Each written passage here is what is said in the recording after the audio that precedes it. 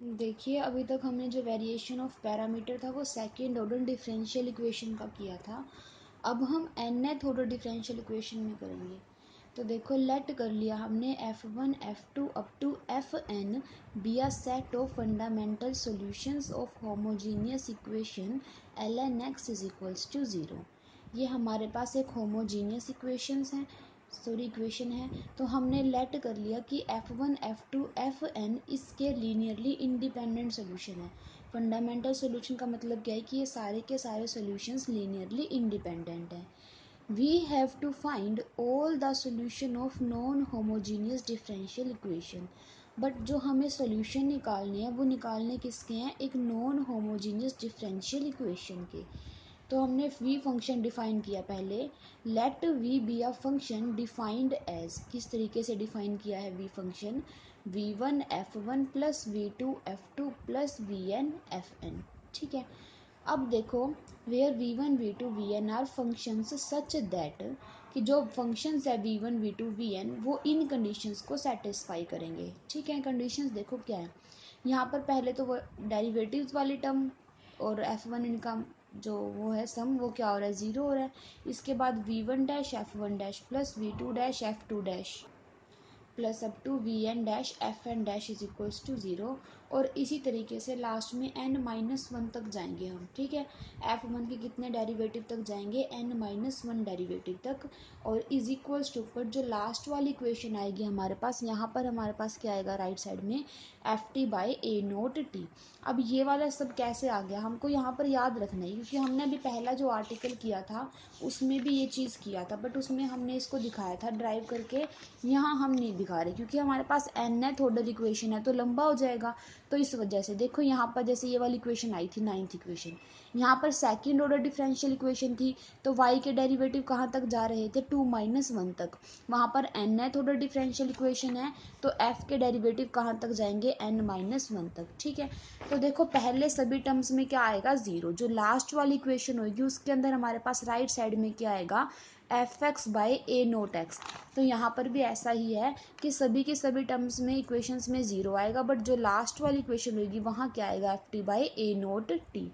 तो यहाँ पर हमने इस इक्वेशंस को सीधा ही लिख दिया। वहाँ पर हमने सोल्व करके दिखाया था, क्योंकि अगर हम यहाँ पर इसको सोल्व करने लगे तो बहुत लंबा प्रोसीजर हो जाएगा, क्योंकि यहाँ पर हम nth ऑर्डर में काम कर रहे हैं। ठीक है। वहाँ तो सेकंड ऑर्डर थी तो ईजिली हो गया था। तो आपको ये थोड़ा याद ही रखना पड़ेगा। तो देखो, then we will prove that the function v is a particular solution of the non homogeneous equation second on close interval A B. अब हम क्या प्रूफ करेंगे कि जो ये v है वो क्या है? पर्टिकुलर सॉल्यूशन है नॉन होमोजीनियस इक्वेशन का। First we consider the linear algebraic system, जो हमने फोर्थ इक्वेशन सिस्टम माना है, इन n अननोन्स। ठीक है। v1 dash v2 dash vn dash के अंदर n अननोन्स हो गए ना। इसके अंदर कौन कौन से अननोन्स? यहाँ पर v1 डैश है। देखो, जैसे हम x और y अननोन्स होते थे, यहाँ पर कौन? v1 dash v2 dash vn dash. ऐसा वेरिएबल वर्क करेंगे। ठीक है। Unknown variables. तो यहाँ पर वही बोल रहा है कि जो सिस्टम फोर्थ है उसके अंदर हमारे पास n अननोन्स है। कौन कौन से हैं? v1 dash v2 dash vn dash. ठीक है।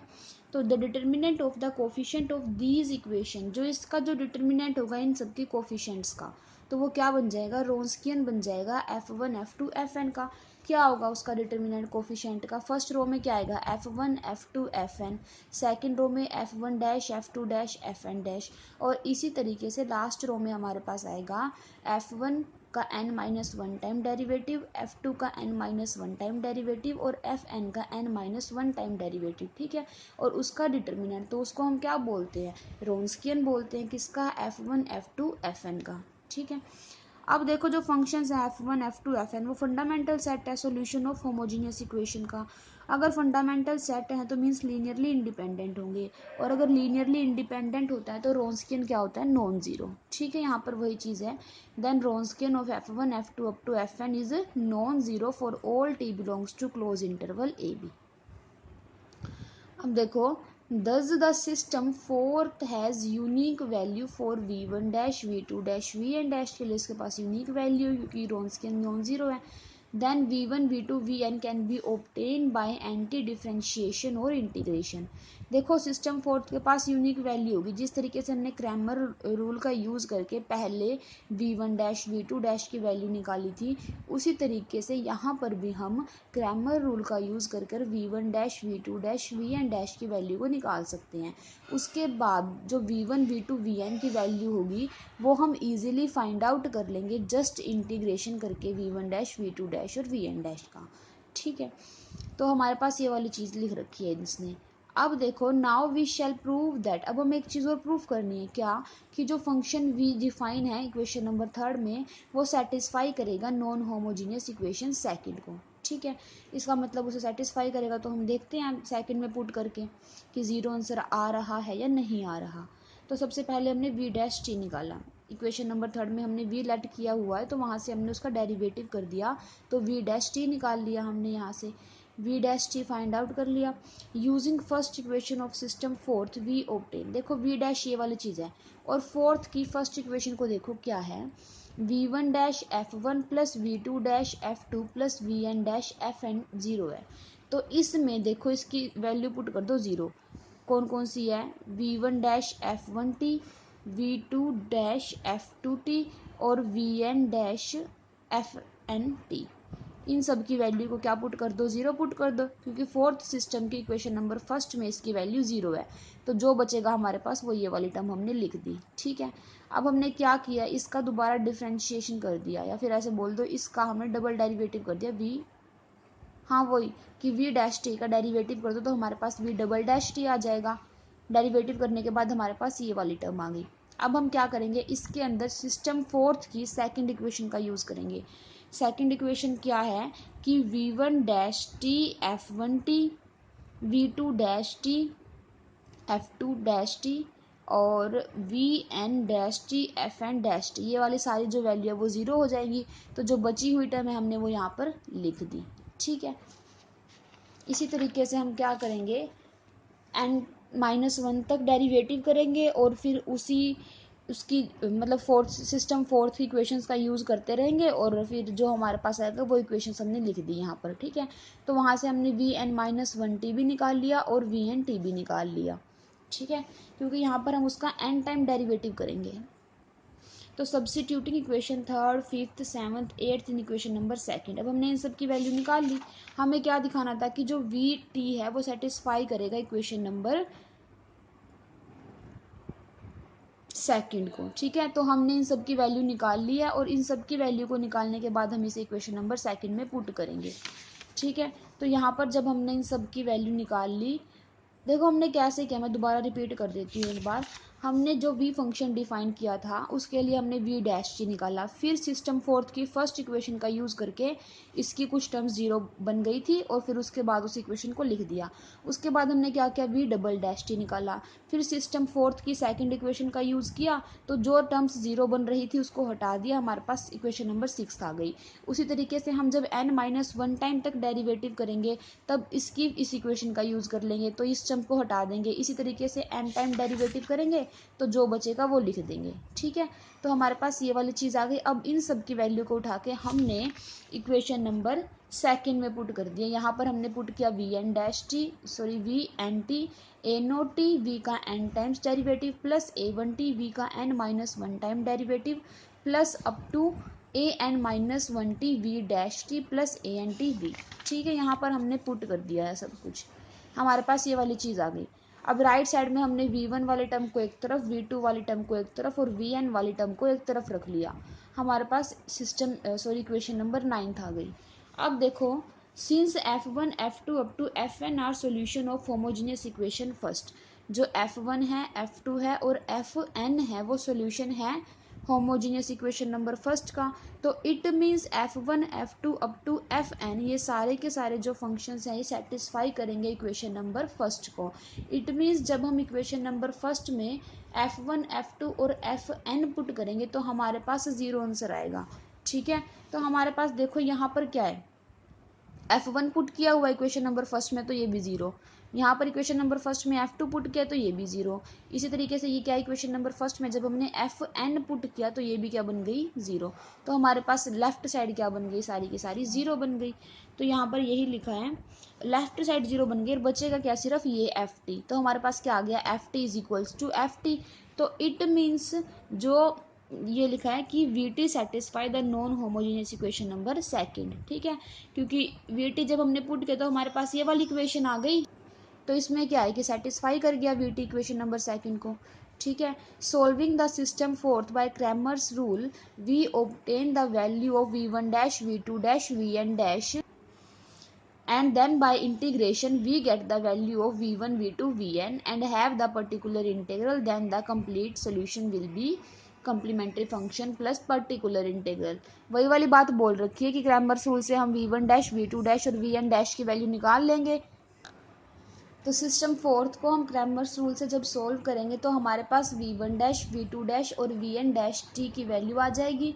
फिर इसका इंटीग्रेशन करके हम v1 v2 vn की वैल्यू तो इजीली निकाल ही सकते हैं, ठीक है। तो वहाँ से हमारे पास v1 v2 vn की वैल्यू आ जाएगी और जैसे ही हमारे पास v1 v2 vn की वैल्यू आएगी तो यहाँ से हमारे पास v की वैल्यू भी आ जाएगी जो कि पर्टिकुलर इंटीग्रल था, ठीक है। तो पर्टिकुलर इंटीग्रल भी आ गया हमारे पास और कंप्लीट सोल्यूशन क्या हो जाएगा, complementary function plus particular integral. अब देखो इसी के ऊपर बेस्ड क्वेश्चन करेंगे। क्वेश्चन भी बिल्कुल सेम है जैसे हमने आर्टिकल किया था। देखो, solve the differential equation this by the method of variation of parameter. अब यहाँ पर जो n की वैल्यू है वो 3 है, ठीक है। The given differential equation this, हमने क्या किया, अब इसके कॉरस्पॉन्डिंग होमोजीनियस इक्वेशन लिख ली। होमोजीनियस इक्वेशन का सोल्यूशन निकालना हम इजीली जानते हैं, तो यहाँ से हमने क्या किया कि इसका सोल्यूशन निकाल लें। यहाँ से पहले रूट निकाले इसको, फिर इसको पता हमें कि कैसे लिखते हैं कॉम्प्लीमेंट्री फंक्शन, इस तरीके से, ठीक है।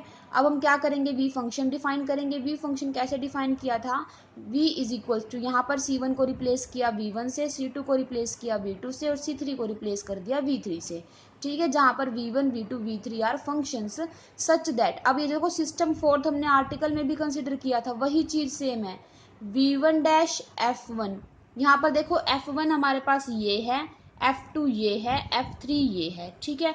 तो v1 dash f1 plus v2 dash f2 plus v3 dash f3 is equals to 0। v1 dash f1 dash plus v2 dash f2 dash, यहाँ पर 2 आ गया ना डेरिवेटिव किया जब हमने इसका, plus v3 dash f3 dash. इसी तरीके से v1 dash f1 double dash plus v2 dash f2 double dash plus v3 dash f3 double dash is equals to fx by a naught था ना। उधर हमने लास्ट इक्वेशन में क्या लिखा था, राइट साइड में fx बाय a नोट।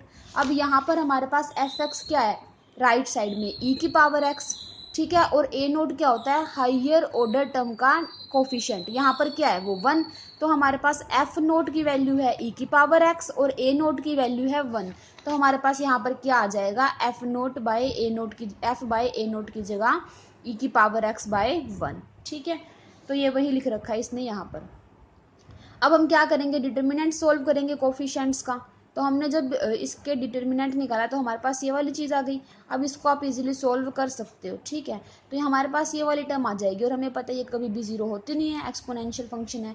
तो इट मीन्स जो रोस्कियन था वो हमारे पास नॉन जीरो आ गया, और अगर रोस्कियन नॉन जीरो है तो it means the system fourth has unique value for the v1 dash v2 dash v3 dash, और इसका इंटीग्रेशन करके हम v1 v2 v3 की वैल्यू को निकाल सकते हैं, ठीक है।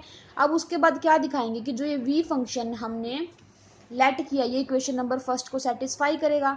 तो उसके लिए हमें क्या निकालना पड़ेगा, v तो है ही हमारे पास v dash v double dash v triple dash, ठीक है। इन तीनों की वैल्यू निकाल के हम इक्वेशन नंबर फर्स्ट में पुट करेंगे। तो देखो हमने पहले v डैश x निकाल लिया, जस्ट उसका डेरिवेटिव कर दिया। अब इसके अंदर हमने क्या किया, v डैश x निकालने के बाद इस फोर्थ की इक्वेशन नंबर फर्स्ट का यूज़ कर लिया। तो जो जो टर्म जीरो बन रही थी वो हटा दी इसमें से हमने, ठीक है। तो हमारे पास ये वाली इक्वेशन आ गई, सेम वही है जो हमने आर्टिकल में किया था। तो अब हमने वी डबल डैश एक्स निकाला और सिस्टम फोर्थ की इक्वेशन नंबर सेकंड का यूज़ किया, तो जो टर्म जीरो बन रही थी वो हटा दी, तो ये बची हुई टर्म आ गई।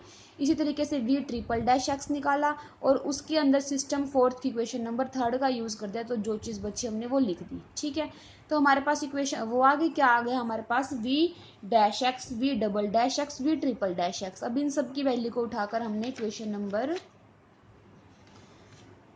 फर्स्ट में पुट कर दिया। ठीक है, इक्वेशन नंबर फर्स्ट ये थी हमारे पास, तो यहाँ पर हमने वी ट्रिपल डैश एक्स, यहाँ पर वी डबल डैश एक्स, यहाँ पर वी डैश एक्स और यहाँ पर वी।